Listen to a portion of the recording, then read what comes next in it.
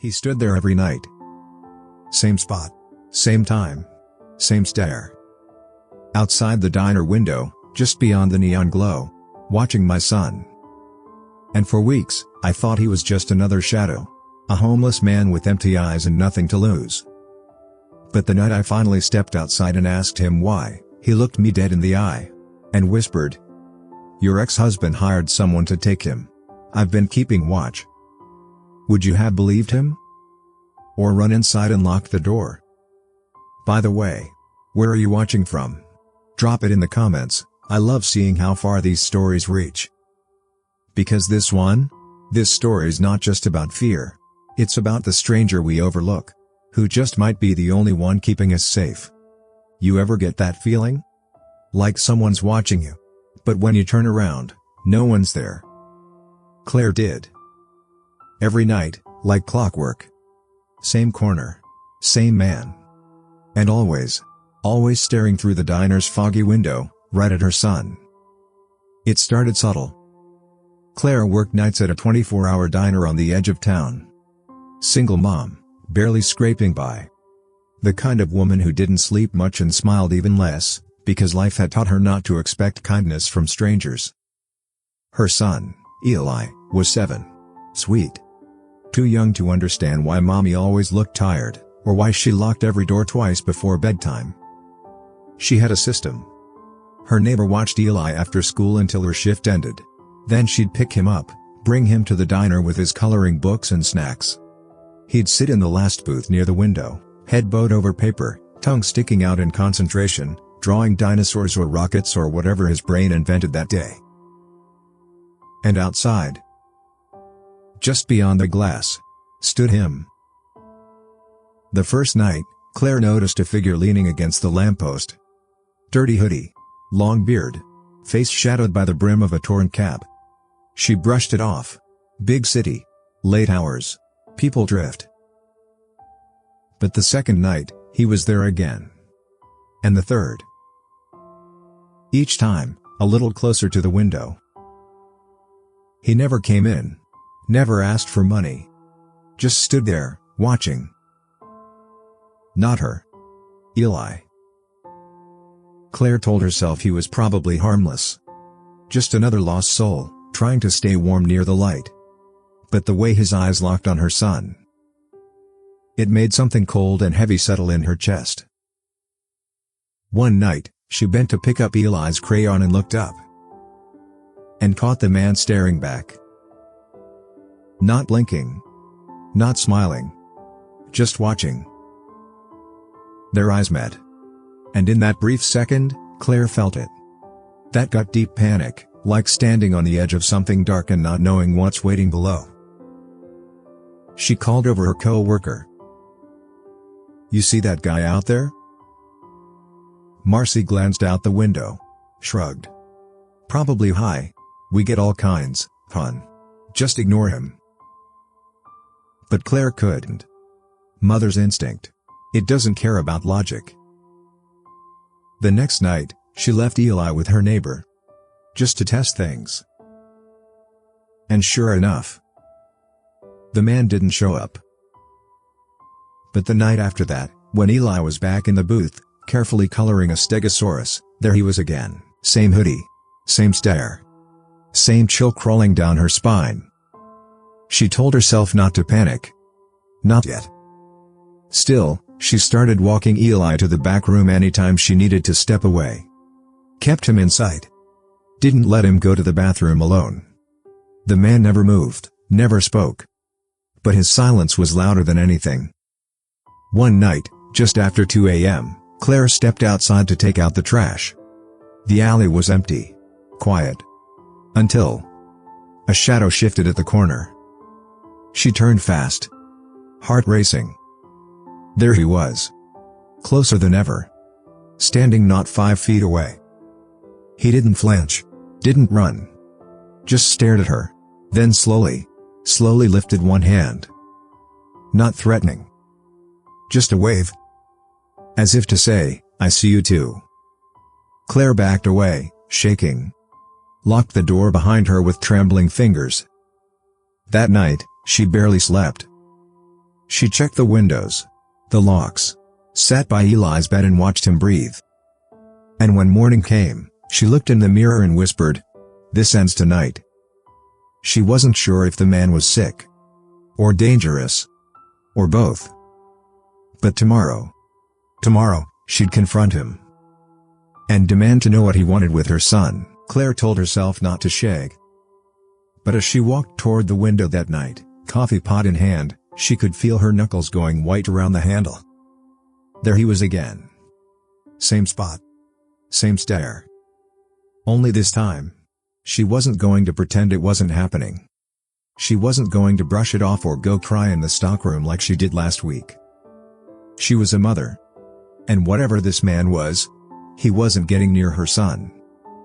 The diner was quiet. A slow Tuesday night.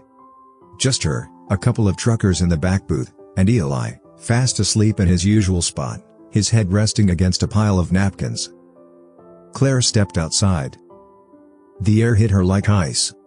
Or maybe that was just her nerves. The man turned his head before she said a word. As if he'd been waiting. She stayed a few feet away, fighting the urge to retreat. He didn't move. "Why do you keep staring at my son?" she asked. Her voice wasn't as steady as she hoped it would be. "Are you following us? Do you know him?" The man's lips parted, slow and stiff, like the muscles hadn't worked in days. And then he said, "Claire." That one word. Her name. Her stomach dropped. How did he know her name? She stepped back automatically. Hands trembling. Every warning bell in her head screaming at once. "What did you say?" He didn't answer. Just took a cautious step forward, lifting both hands to show he wasn't a threat. Then his voice, raspy and low, broke through the quiet again. "Your ex-husband hired someone." Claire froze. "To take your son," he added. "I've been watching. Making sure they don't get the chance." For a moment, the words didn't make sense. They bounced around in her head like puzzle pieces that didn't fit. "What are you talking about?" she whispered. The man glanced through the diner window. At Eli. His eyes softened, just barely. "I've seen the van. 2 nights in a row. Parked near the end of the street. Same license plate. Same man behind the wheel. Waiting. Watching your boy." Claire's throat tightened. "No," she said, shaking her head. "That's not. You're crazy." But even as she said it, her mind was racing. Back to last week. That unfamiliar van she passed on her way out of the parking lot. The one with the engine running and the driver who didn't make eye contact. She'd told herself it was just a delivery truck. The man took another step forward. "I'm not here to hurt you. Or him. I'm just trying to stop what happened to me from happening again." Claire's voice cracked. "Who are you?" He hesitated. Then said quietly, "I'm the man who lost his daughter. And I'm not gonna watch it happen again."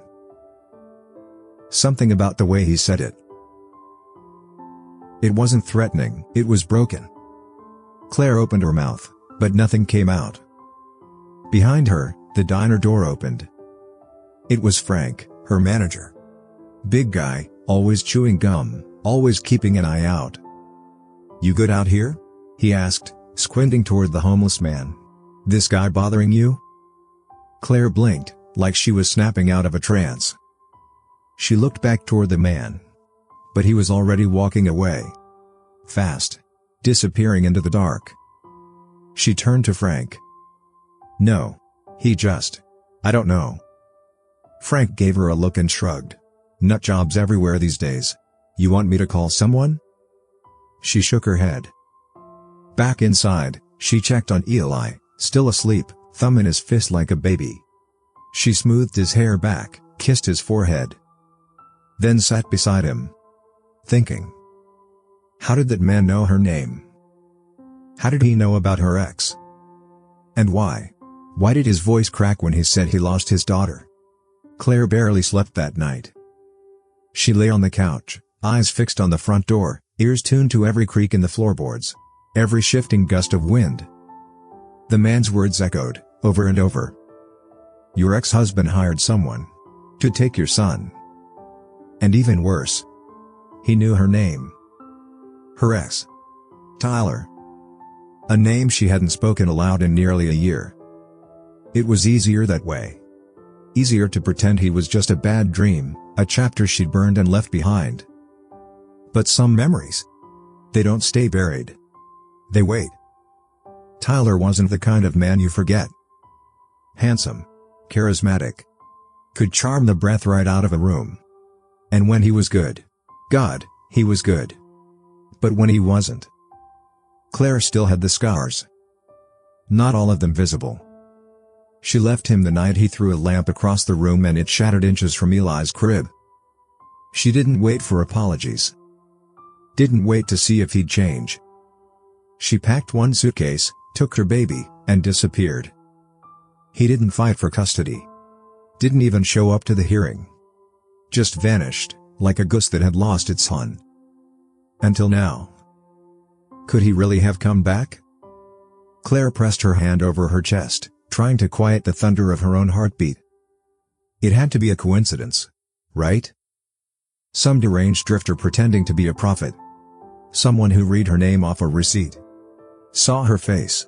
Made up a story. But the van. The way Eli said a man had tried to talk to him through the school fence last week. The slashed tires. Was it all connected? The next morning, Claire didn't go to work. She called Marcy and made up a story about Eli having the flu. Then she packed snacks, charged her phone, and sat in her car outside the diner. All day. Watching. Waiting. And around 2 p.m., there it was. A white van. Older model. No windows in the back. It didn't stop. Didn't linger. Just slowed. As it passed the diner. Her heart dropped. She scribbled down the plate number. And then called someone she hadn't spoken to in almost 2 years. Frank. Her boss. The man who had been more of a father figure than anyone else in her life. He picked up on the second ring. Claire? Everything okay? She hesitated. Frank. I need to talk to you. In person. Sure thing. You want to come by? She didn't answer right away. Then said, no. Can you come here? He paused. Yeah, of course. An hour later, Frank pulled up in his old pickup, took one look at her face, and frowned. Jesus, Claire. You look like you've seen a ghost. She almost laughed. Almost. Instead, she told him everything. The man outside. The warning. The name. The van.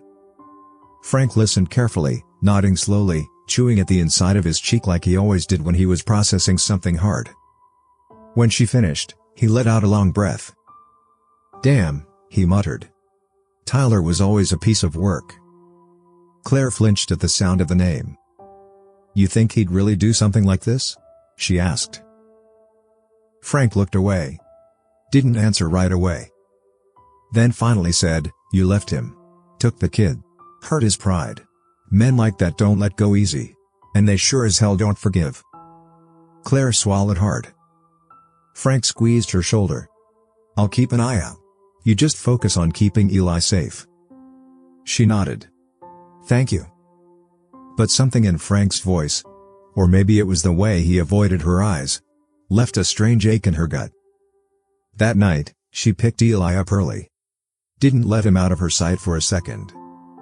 And when she pulled into her apartment lot, she spotted something under her windshield wiper. A folded napkin. No writing on the outside. She unfolded it, hands trembling. Inside was a single line. Watch the people who smiled the most. Her breath caught. No signature. No name. But she knew who it was from. And suddenly, for the first time since this all began, Claire wasn't afraid of the man outside the window. She was afraid of what he knew. Claire couldn't stop thinking about the napkin. Watch the people who smiled the most. It looped in her mind like a whisper she couldn't shake. It wasn't just a warning. It was a clue. And it didn't come from someone trying to scare her. It came from someone trying to help. Maybe. Still, trusting strangers had never ended well for Claire. But neither had ignoring her gut. So the next morning, while Eli was at school, Claire took a walk. Not down Main Street. Not past the cafes or the thrift stores. She went the other way. Toward the back alleys. The forgotten blocks behind the bus terminal, where people slept under cardboard and tried to stay invisible. And eventually, she found him. Sitting beside a rusted dumpster, his hoodie pulled low, jacket torn at the sleeves. He was feeding bits of stale bread to a pigeon with a mangled wing. She approached slowly, her steps cautious. He looked up before she spoke. Didn't flinch. Didn't smile. Just said, "You came." Claire's voice was quieter than she expected. "I need answers." The man nodded. "I figured you would." She lowered herself to the curb across from him, unsure of what to say next. "Why my son?" she asked finally. "Why are you watching him?" He looked at her for a long time. And then, he reached into his coat. Pulled out a photo. It was old. Worn at the corners. Faded from sun and time. A little girl. Maybe 6 years old. Pigtails. Missing front teeth. Holding a teddy bear almost as big as she was. "My daughter," he said. Claire's heart skipped. Her name was Lily. She loved puzzles, blueberries, and asking why until your brain melted. He smiled. Just barely. She was taken from the park. Broad daylight. I was on the phone. Looking at a stupid email. 1 second she was there. The next. Gone. Claire felt the air thicken. "I searched for years," he continued. "Sold everything. Slept in shelters. Followed dead leads across 3 states." His voice cracked then. Just slightly. "Every cop told me the same thing, there was no sign of her. No ransom. No trail. Just a hole where my heart used to be." He looked down. "Eventually, I stopped being a father. Started being a ghost. But when I saw your boy, when I saw Eli, I knew that look." Claire blinked. "What look?" "The look kids get when they've already felt fear. Before they should know what fear even is." She swallowed hard. He glanced up. "I saw you too. The way you walked him to the car. The way you checked the shadows. You weren't just tired. You were scared." Claire said nothing. Then quietly, "I am." He nodded. "I couldn't save my Lily," he said, voice rough. "But I thought, maybe I could save someone else's." Silence sat between them for a moment. Heavy. Real. Then he added, "I didn't mean to scare you. I just didn't know how to tell you without sounding like another crazy man on the street." Claire looked down at the photo. At the little girl smiling through time. "Why now?" she asked. "Why did you say something this week?" The man's jaw tightened. "Because I saw him." Claire's breath caught. "Who?" He hesitated. Then said, "The man who took Lily. He was never caught. But I never forgot his face. And 3 nights ago, I saw that face walk into your diner." Claire's hands went cold. Her voice dropped. "You're saying he's local?" "I'm saying." He paused. "He works there." Claire stared. "No. I'm not sure yet," he said quickly. "It's been years. Faces change. But I remember the way he smiled. That same smug, toothy grin. And when he put his hand on your shoulder." Claire shook her head. "Frank?" she whispered. "You think Frank?" "I don't know his name. I only know the face. And that face haunted me for a decade." Claire felt like the ground shifted beneath her. Frank had been there for everything. Offered to walk her to her car. Helped her during her custody battle. Told her Tyler was dangerous. Could it all have been a lie? She looked at the homeless man, This stranger had become her silent guardian. "What's your name?" she asked. He hesitated. Then said, "Jonas." "Jonas," she repeated. He nodded. "Okay," she whispered. "Then help me." His eyes narrowed slightly. "Help you?" "I need to know if you're right. I need to know what Frank is hiding. I need to protect Eli." Jonas looked at her, like he was measuring something behind her eyes. Then slowly, he stood. "I'll watch. I'll dig. But you stay close to your son. Don't trust anyone. Not yet." Claire stood too. And for the first time, she wasn't afraid of the man in the alley. She was afraid of the one who smiled too easily. Claire tried to act normal. Tried to smile when she handed customers their checks. Tried to laugh when Marcy told one of her weird late-night jokes. Tried to pretend everything was okay when Eli curled up in the corner booth and asked if he could draw her as a superhero again. But inside, she was unraveling. Jonas's words echoed in her head like a warning bell she couldn't shut off. "The man who took my daughter. I saw him in your diner. He smiled at you. He works there." Claire had gone over the timeline again and again in her head. Frank had started managing the diner just under 2 years ago, about 6 months after she left Tyler and moved to this side of town. He was always there. Always kind. Helpful. Generous. He gave her the job when no one else would touch a single mom with a kid and a messy record of missed shifts. He offered rides home. Let Eli hang out in the booth when sitters canceled. Even gave Eli a birthday card with $10 inside last spring. But now she couldn't stop replaying the way his hand rested on her back when he said goodbye. The way he looked at Eli sometimes. A little too long. The way he brushed off the weird man in the parking lot like he knew how to make her feel safe. Claire needed proof. So she did something she hadn't done in a long time. She broke the rules. After her shift, when the diner closed, and the last of the regulars had shuffled out into the cold night air, she stayed behind. Frank had already gone home. Marcy thought Claire was finishing up inventory. She snuck into the back office. The one with the dusty file drawers and the clunky old computer no one ever touched. She logged in with Frank's credentials. He'd given her the password months ago when the online schedule glitched. She opened his employee file. Nothing strange. Address. Emergency contact. A resume full of restaurant jobs that checked out on paper. But when she looked closer, she saw something off. The resume started in 2016. No job history before that. She Googled his name. His real name. Frank Doyle. And that's when her stomach flipped. No records. No social media. No high school. No tax records older than 8 years. She widened her search. Looked up face matching tools. Dug into old forums. Public arrest records.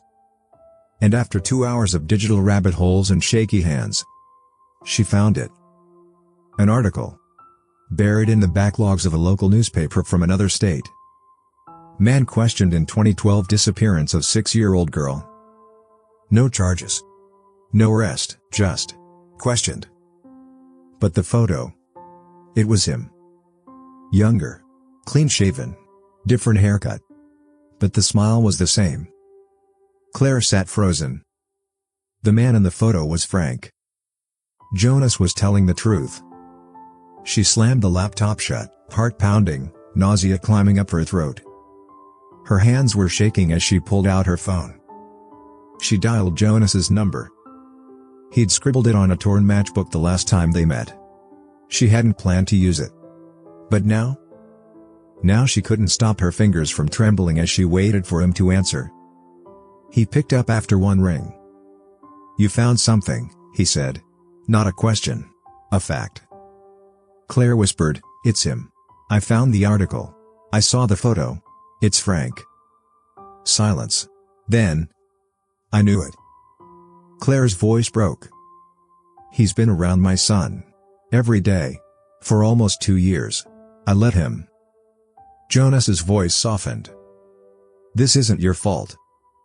But Claire could barely breathe. I don't know what to do. I don't know how much he knows. Or if he's planning something. Or if he already. She choked on the thought. You need to get out of there, Jonas said, suddenly sharp. Tonight. Don't wait. Don't tell anyone. Especially not him. Claire glanced through the diner's front windows. The street was empty. But she couldn't shake the feeling she was being watched. Then, her phone buzzed. Unknown number. One new message. She opened it. A photo. Of Eli. At school. On the playground. Taken from a distance. And below it, just 3 words. You shouldn't snoop. Her blood turned to ice. Jonas was still speaking, but she barely heard him. She dropped the phone. Ran out the door. Jumped into her car, keys fumbling in her hands. She didn't cry. Not yet. She drove straight to Eli's school. Stormed into the office, breathless, panicked, shaking. The receptionist looked up. Can I help you? I need my son. Eli Matthews. Now. He's in aftercare. Is everything? Please. Just, bring him. They brought Eli out 5 minutes later. Safe. Smiling. Holding a papier-mâché dinosaur. She dropped to her knees and hugged him like she hadn't in years. And in that moment, she knew. Whatever this was. Whoever Frank really was. It wasn't over. It had just begun. Claire didn't sleep that night.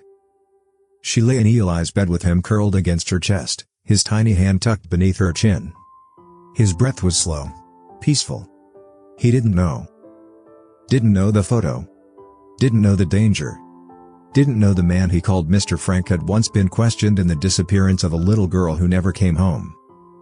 And Claire. She didn't know what to do next. She'd told the police about the message. The photo. The threats.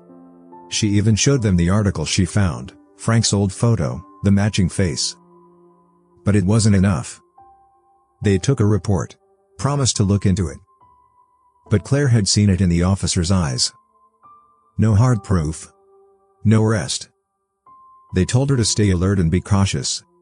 And then they left. She wanted to scream. But all she could do was lock every window, push furniture against the front door, and sit up in the dark, watching. Waiting. Until just after 3 a.m.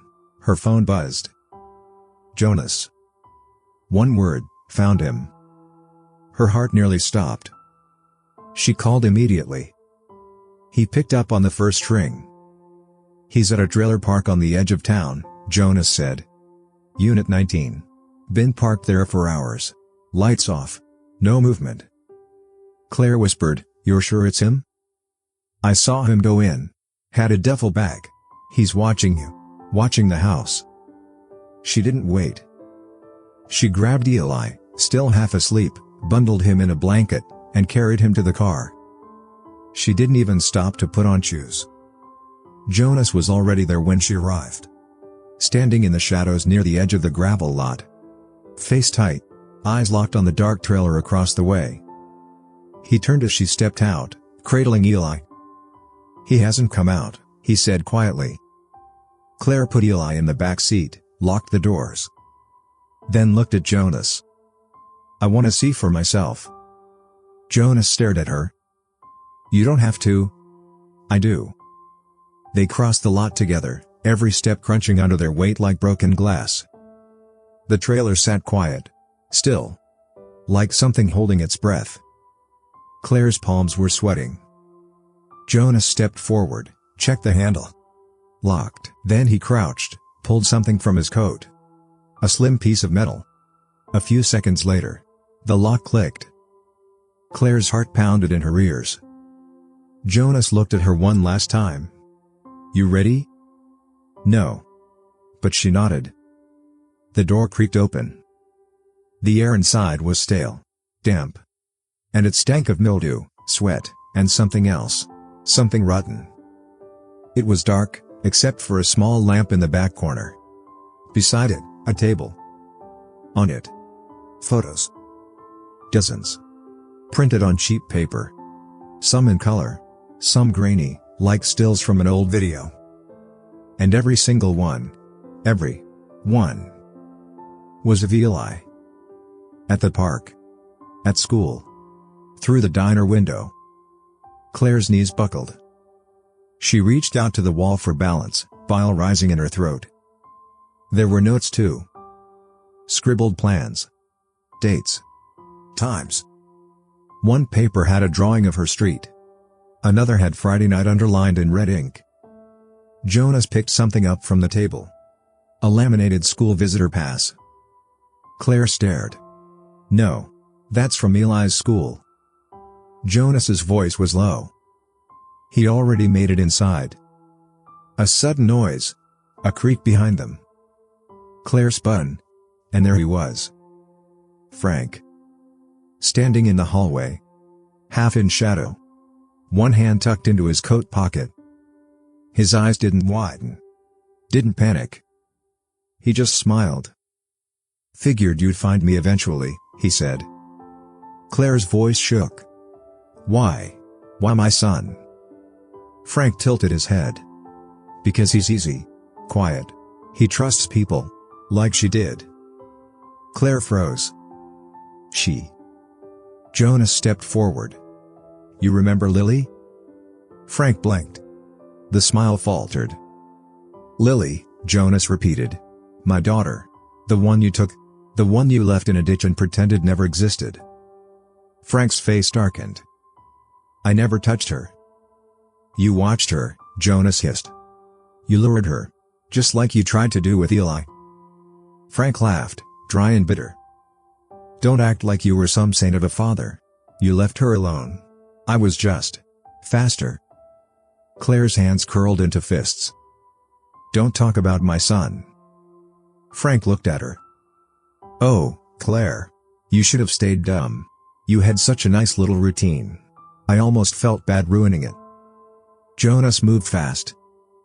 In one motion, he lunged. Frank reached into his coat, but Jonas was quicker. The two of them crashed into the floor, grunting, struggling. Claire screamed, ran forward. Knocked Frank's hand away just as he pulled out a small knife. And then... sirens. Red and blue lights spilled through the thin trailer windows. Jonas pulled away, panting. Frank groaned, bleeding, hand pinned behind his back. The police stormed in. Guns raised. Voices shouting. And in a matter of minutes, it was over. They cuffed Frank. Read him his rights. Dragged him out of the trailer and into the night. Claire stood shaking in the corner, heart still sprinting. An officer approached. You okay, ma'am? She nodded slowly. Then turned to Jonas. He was leaning against the wall, breathing heavy. Eyes glossy. You did it, she said. He looked at her. No, he said quietly. We did. Claire stepped forward. Held out her hand. He looked down at it, like he hadn't touched another person in years. Then took it. Firm. Solid. Real. A week later, Claire stood on the front steps of her apartment. Eli was inside, building something ridiculous with Legos. And Jonas was sitting on the curb. Clean-shaven. Wearing clothes she'd brought from the shelter. Eating a sandwich she made. He looked different now. Not like a ghost. But like a man coming back to life. Claire sat beside him. They offered you the reward money, she said. He shook his head. I don't want it. Then what do you want? He smiled faintly. Just to know someone else made it home. She looked down. Then said softly. She did too, you know. In a way. Because of you. Jonas didn't answer. But his eyes glistened in the fading light. And for the first time in years, he looked free. Jonas didn't want money. Or credit. or sympathy. He just wanted to make sure no one else lived the nightmare he couldn't wake up from. Because sometimes, the people we fear the most are the ones silently standing between us and danger. And sometimes, the greatest heroes look nothing like we expect. They wear worn shoes, carry broken hearts, and protect people who don't even know they're in danger. That's the part I'll never forget. He saved my son, and then he disappeared like he was never here. But I see him every time I look at Eli. Because that's what real protectors do. They don't ask for anything. They just watch, and wait, and step in when no one else will. If this story stayed with you like it stayed with me, don't forget to subscribe to Heartfelt Tales TV, and turn the bell on, so you never miss the next story that could change the way you see people. We don't just tell stories here. We feel them.